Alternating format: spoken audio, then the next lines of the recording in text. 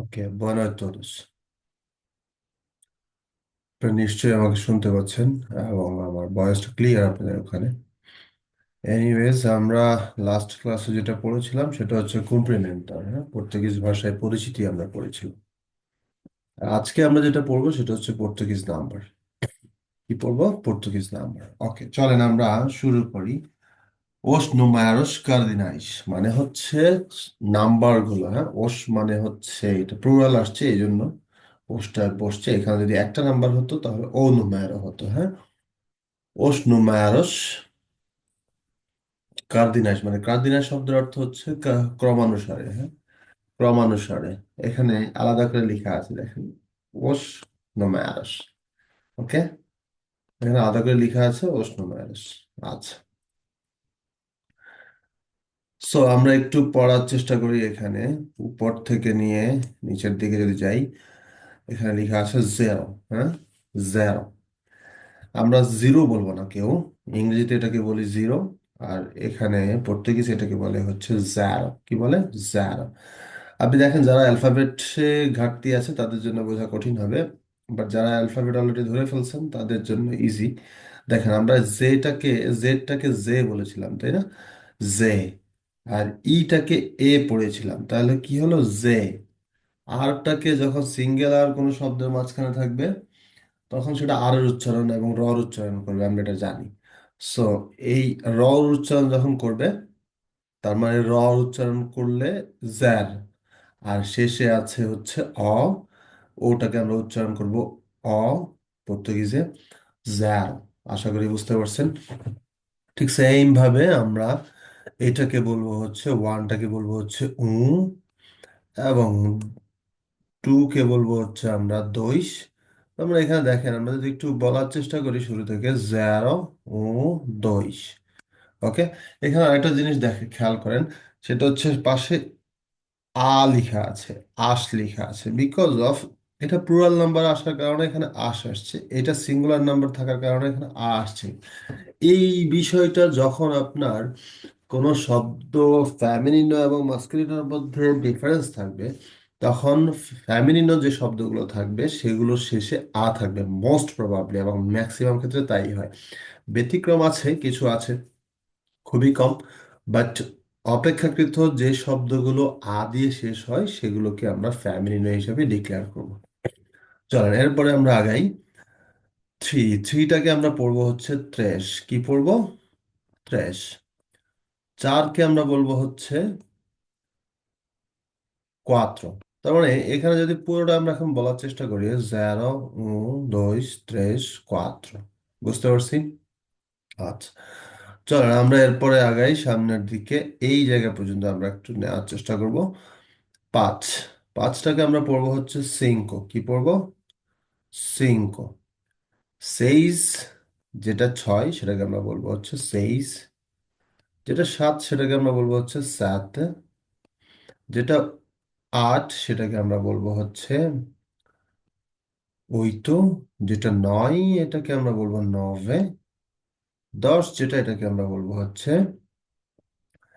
দেশ। সো বুঝতে পারছি। সো এটা ক্লিয়ার সবার কাছে, আই হোপ।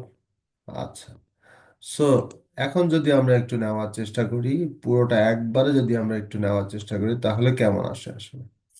হুম, এখন যদি বলি আমরা একটু আহ শুরু থেকে, জেরো,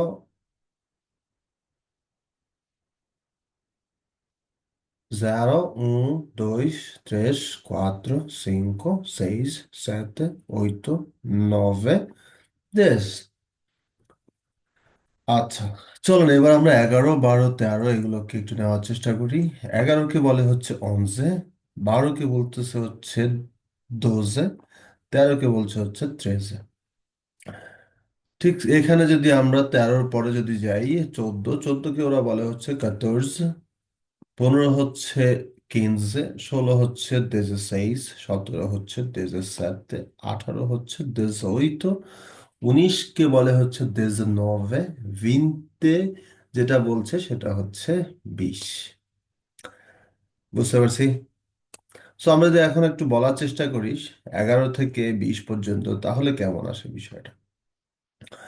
11, 12, 13, 14, 15, 16, 17, 18, 19, 20। বুঝতে পারছি এই জায়গাটা? আচ্ছা, ওকে।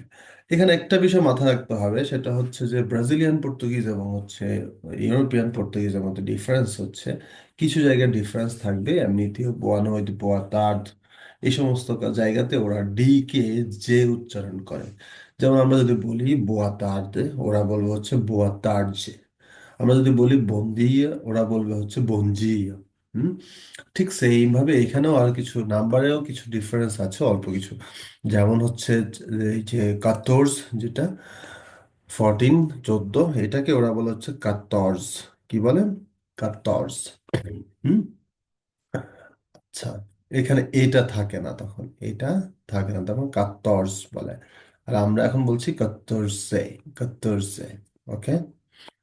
আচ্ছা, চলুন এরপর আমরা আগাই। যেমন আমরা ছোটবেলায় পড়েছিলাম 2 × 1 = 21, 2 × 2 = 22। হ্যাঁ, এভাবে করে যখন একাধিক হয়েছিল, এভাবে আমরা পড়েছিলাম। ঠিক সেম ভাবে এখানে যদি আপনি একটু কল্পনা করেন, এখানে লেখা আছে বিনতে ই উ। কি আছে? বিনতে ই উ মানে হচ্ছে 21। আমরা বিনতে পড়েছি, বিনতেটা হচ্ছে 20। ই মানে হচ্ছে এবং, উ মানে হচ্ছে এই যে আমরা পড়ে আসছি এখানে উ, এক। সো বিনতে ই উ, 21। ঠিক সেম ভাবে আমরা যদি এখন 22 বলার চেষ্টা করি, বিনতে ই দইশ, এই যে এখান থেকে দইশটা নিয়ে এসে বিনতের সাথে ই দিয়ে দইশ বসিয়ে দেবো। এখানে এই যে একটু আগে ডিক্লেয়ার করে আসছিলাম আমরা ফ্যামিলিনোর জন্য, ফ্যামিলিনো যদি হয় সেক্ষেত্রে এখানে হয়ে যাবে বিনতে ই উমা, বিনতে ই দুয়াশ। বুঝতে পারছি? এগুলো এগুলো প্র্যাকটিসে যখন যাবেন এবং হচ্ছে এগুলো ব্যবহারে, তখন বুঝতে পারবেন যে কোথায় আ হবে, কোথায় এ হবে, কোথায় উ হবে। এগুলো ব্যবহারে বোঝা যাবে ইনশাআল্লাহ। ওকে, চলো ঠিক এইভাবে যদি আমরা কন্টিনিউ করতে থাকি, তাহলে একটা সময় আমরা কোথায় যাব? বিনতে ই, বিনতে ই নভেতে চলে যাব। দেখেন, হ্যাঁ, বিনতে ই নভেতে চলে যাব। বিনতে ই নভেতে গিয়ে তারপরে যে শব্দটা আসবে, সে সংখ্যাটা আসবে, সেটা হচ্ছে 30। হ্যাঁ, ত্রিনতা। সেটাকে আমরা কি বলবো? ত্রিনতা। যারা বুঝতে অসুবিধা হচ্ছে, যেহেতু একটু কল্পনা থেকে পড়া লাগতেছে এখন আমাদের, সো আমি তাদের জন্য একটু রিপিট করছি। দেখেন, 21, 22, 23, 24, 25, 26, 27, 28, 29, 20, তখন আর নোভের পরে আর বিনতেই নেই, তাই না? তখন আমরা পড়বো হচ্ছে ত্রিনতা। কি পড়বো? ত্রিনতা। Very good. ওকে, তারপরে দেখেন, তারপর ঠিক সেম ভাবে আপনি যখন ত্রিনতা বললেন, ত্রিনতা থেকে তার মানে কি 30, এরপর আমরা 31 থেকে পড়বো। 31 যদি হয় তাহলে কেমন হবে? এই যে একটু আগে পড়ে আসছি এখানে বিনতের সাথে, আপনি এখন এটা ত্রিনতার সাথে যোগ করবেন। ত্রিনতা ই উ, 32, 33, 34, 35, 36,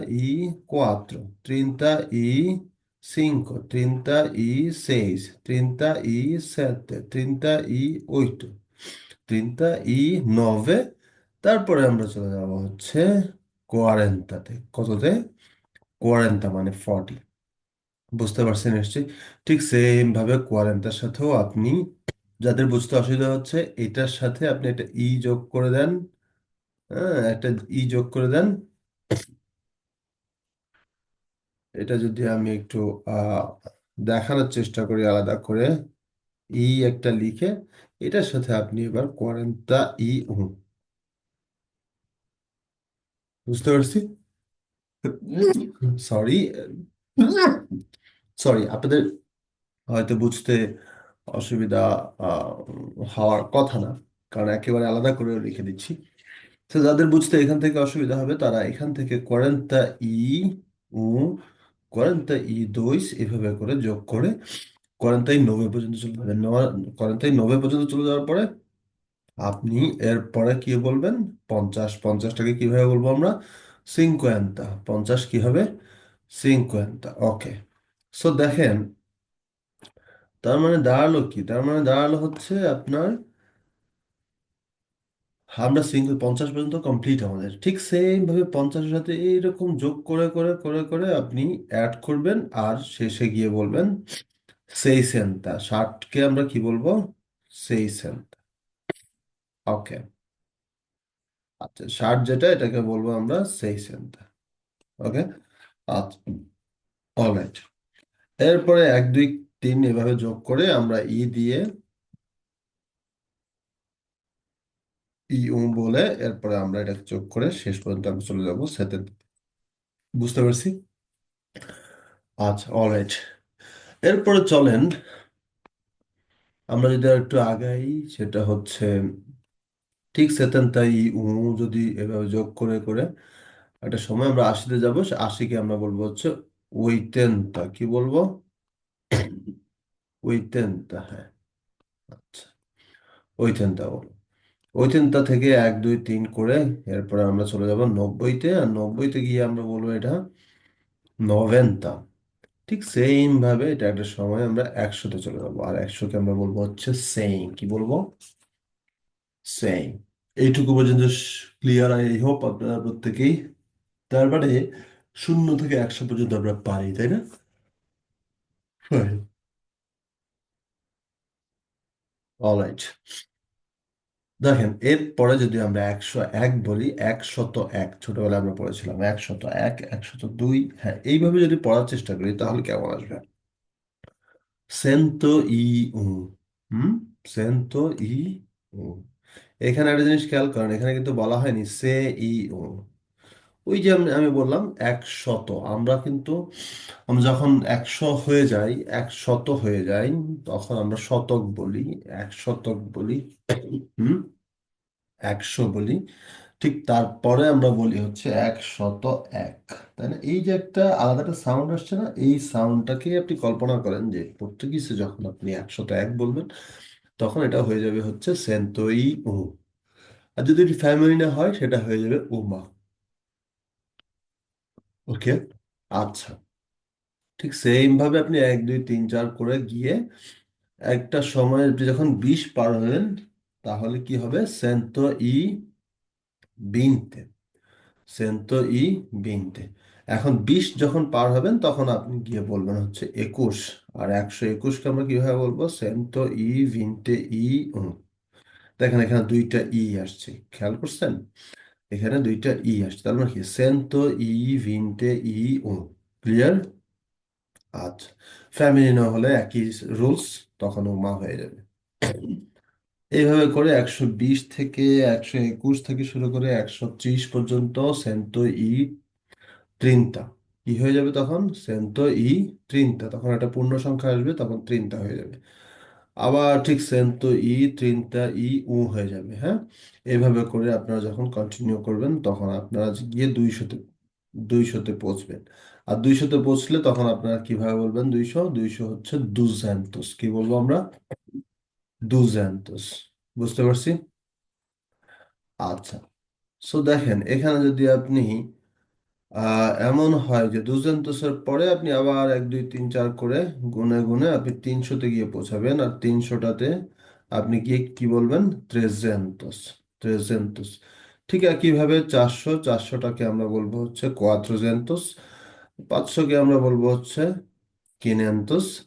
600-কে আমরা বলবো হচ্ছে সেইসেন্টোস। 700-কে আমরা বলবো হচ্ছে সেতেসেন্টোস। 800-কে আমরা বলবো হচ্ছে ওইটোসেন্টোস। হুম। 700-কে আমরা 800-কে আমরা কি বলবো? ওইটোসেন্টোস। ওকে। এরপর 900 যেটা, সেটাকে আমরা বলবো হচ্ছে নোভেসেন্টোস। কথা বুঝতে পারছি? আচ্ছা, আর 1000-টাকে আমরা বলবো হচ্ছে সেমিল। কি বলবো? 1000-টাকে আমরা বলবো হচ্ছে সেমিল। বুঝতে পারছি নিশ্চয়ই? আচ্ছা। চলেন আমরা এখন একটু অন্য সংখ্যাগুলো দেখি। এরকম আরো অনেক সংখ্যা আছে যেখান থেকে আসলে আহ, আমাদের আরো অনেক কিছু শিখতে হবে, যেমন হচ্ছে মিলের পরেও তো আমাদের অনেক ক্যালকুলেশন আছে, তাই না? তো মিলের পরে আমরা আসলে কিভাবে শিখব? মিলের পরে 1,000, 1,000-এর পরে আমাদের 1,001 আসবে, তার মানে কি হবে, মিলিয়ন। 1,002 হলে মিলি দইশ। তারপরে এইভাবে করে আপনি যখন 2,000 পর্যন্ত চলে যাবেন, তখন আপনি বলবেন হচ্ছে দুই দইশ মিল। আবার 3,000 হলে হয়ে গেলে সেটা আবার হয়ে যাবে 3 মিল। তারপরে 4,000 হয়ে গেলে 4 মিল। এইভাবে করে আপনি একটা সময় 10,000 পর্যন্ত যদি চলে যান, তাহলে 10,000 হয়ে গেলে সেটা হয়ে যাবে হচ্ছে 10 মিল। আর এইভাবে যদি আপনি 1,00,000-তে চলে যান, সেটাকে আপনি বলবেন হচ্ছে সে মিল। কি বলবেন? সে মিল। অথবা লাখও বলতে পারেন, বাট মোস্টলি ওরা ইউজ করে হচ্ছে সে মিল। কথা বুঝতে পারছি? আচ্ছা, ঠিক এইভাবে করে সিঙ্কো মিল জাস্ট নাম্বার আগে দিয়ে আপনি বাকিগুলো বসিয়ে দিবেন সে মিলটাকে। আপনি যদি 1,00,000 হয় তাহলে সে মিল, যদি 6,00,000 হয় সেজ মিল, যদি 5,00,000 হয় সিঙ্কো মিল। হুম। এইভাবে করে আপনি সিঙ্কো মিল হলে কিনেন্তুস মিল হবে তখন, হ্যাঁ, কিনেন্তুস মিল। ওকে। সো এইগুলোকে আপনি, এই যে দেখেন 600-কে আমরা সেই সেন্তুস মিল বলবো। এইভাবে করে যখন 10,00,000 হয়ে যাবে, তখন আমরা এটাকে বলবো উ মিলাও। কি বলবো? উ মিলাও। যখন 20,00,000 হয়ে যাবে, সেটাকে আমরা দইজ মিলাও বলবো।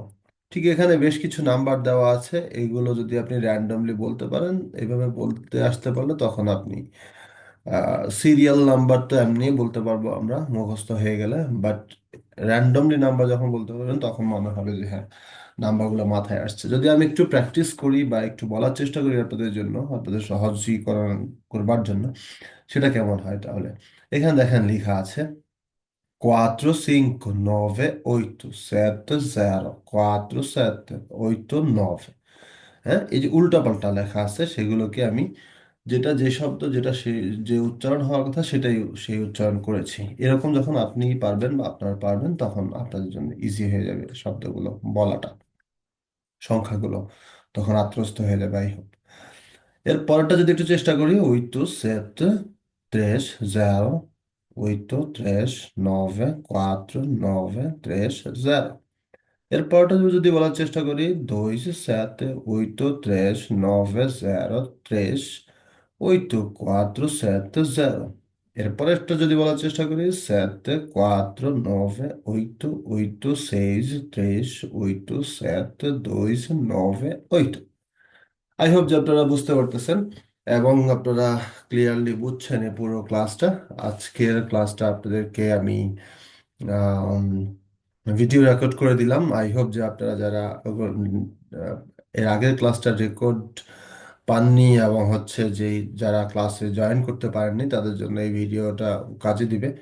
আই হোপ যে আপনারা প্র্যাকটিস করবেন এবং এটা খুব ভালোভাবে আত্মস্থ করবেন, যেটা আমাদের জন্য খুব কাজে লাগবে। আমরা নাম্বার বলতে গেলে, আমাদের পয়সা পাতি হিসাব করতে গেলে, টাকা পয়সা গণনা করতে গেলে গেলে কোনো সংখ্যাকে কাউন্ট করতে গেলে, হ্যাঁ, এগুলো সব কিছুতে আমাদের এগুলো প্রয়োজন আছে। সো আই হোপ যে আপনারা আমার সবগুলো আম, সংখ্যার সবগুলো শব্দ ক্লিয়ারলি বুঝতে পেরেছেন এবং আপনারা এটা খুব ভালোভাবে শিখতে পারবেন ইনশাআল্লাহ। এইটুকুই হচ্ছে আজকের ক্লাসের রেকর্ড। আই হোপ যে আপনারা যথাযথভাবে এটাকে কাজে লাগাবেন এবং নিজেরা প্র্যাকটিস করবেন। ধন্যবাদ সবাইকে। Boa noite a todos.